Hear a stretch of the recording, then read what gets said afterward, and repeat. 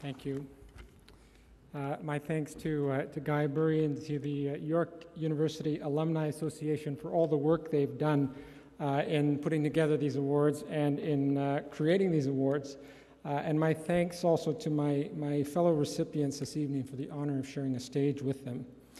I'd also like to give a special thanks to my nominators, Professor John Lennox of York's English Department, who among many other distinctions, including a Governor General's Award for Canadian Studies in 2000, was a Bryden Local Hero in 2006, and Professor Gail Vanstone of York's Department of Humanities, herself a very active participant in the Canadian cultural scene and the author of a book, D is for Daring, on the history of NFB's Studio D.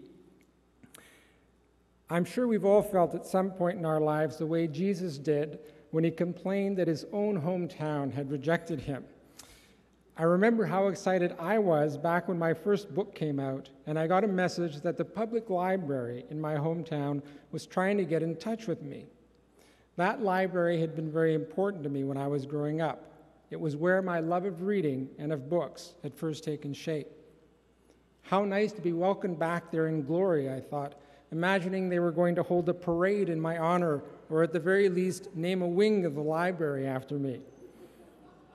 Instead, I called them and found out they just wanted me to donate a copy of my book so they wouldn't have to buy one.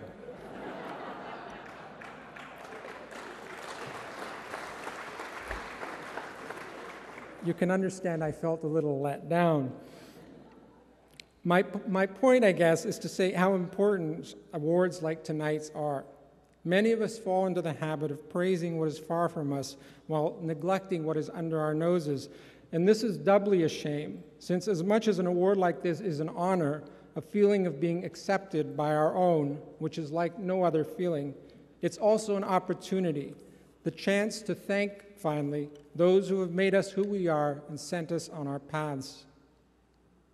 Much of what I am as an adult I owe to my experiences as an undergraduate at York.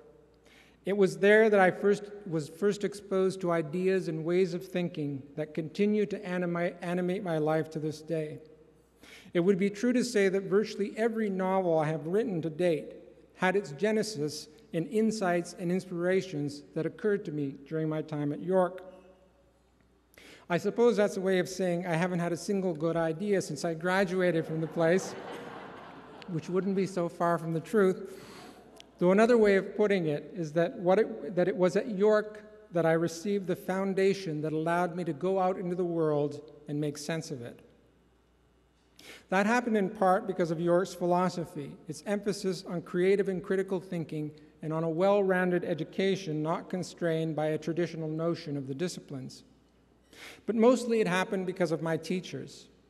In the 4 years I spent at York, there was not a single course that I took that I regretted, not even the creative writing workshop that W. Mitchell threw me out of in my first year. I only lasted 3 weeks in that course, and yet much of what I know about teaching creative writing is what I learned there.